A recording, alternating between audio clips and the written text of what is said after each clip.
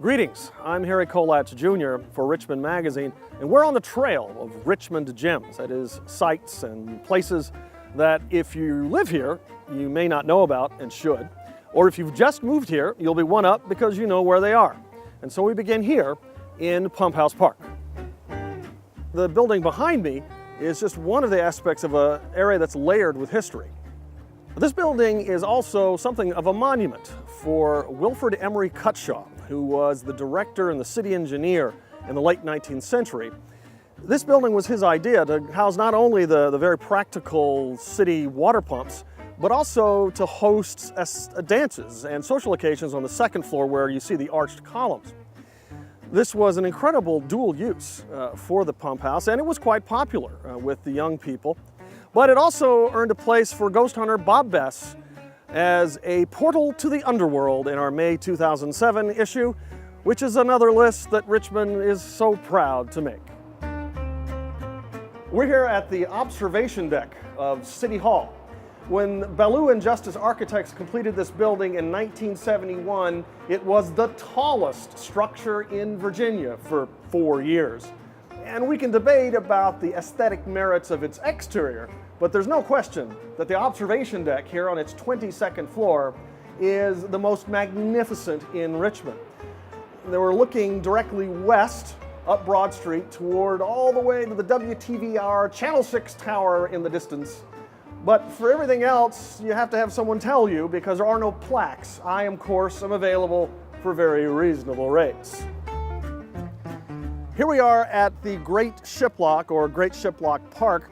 This was the concluding section of the James River and Kanawha Canal and was built between 1850 and 1854. Through the lock directly behind me, ocean-going vessels, both steam and sail, some up to 180 feet long and 30 feet wide, could come through this canal and offload equipment and material at the Richmond dock. Directly behind me was the Confederate Navy Yards, and ahead of me, to the left on Chapel Island, was the Trigg Shipyards, which constructed vessels, about 24 of them, between 1899 and 1901. Here we are at the Scenic Overlook with an incredible view of downtown Richmond. These stone piers behind me once supported the Richmond and Petersburg Railroad in a spectacular fire of March 26, 1882. That entire bridge was destroyed in a half hour, and most of the industrial buildings on either side as well. Had not the wind blown a different direction, most of Richmond would have burned too. Now, directly behind me, to my right, you'll see that there is a bridge that doesn't quite come across all the way. That was a former project, public-private project. In the new couple of years, this area will be gently redeveloped for more access by bikers and hikers, and we'll just have an incredible view at all hours of the day of the city. Finally, here we are at Hardywood Park Brewery, which is in itself a kind of Richmond gem, somewhat hidden back in an industrial zone off Ownby Lane. But it was here that Eric McKay and Patrick Murtaugh realized their lifelong dream of creating a place just like this.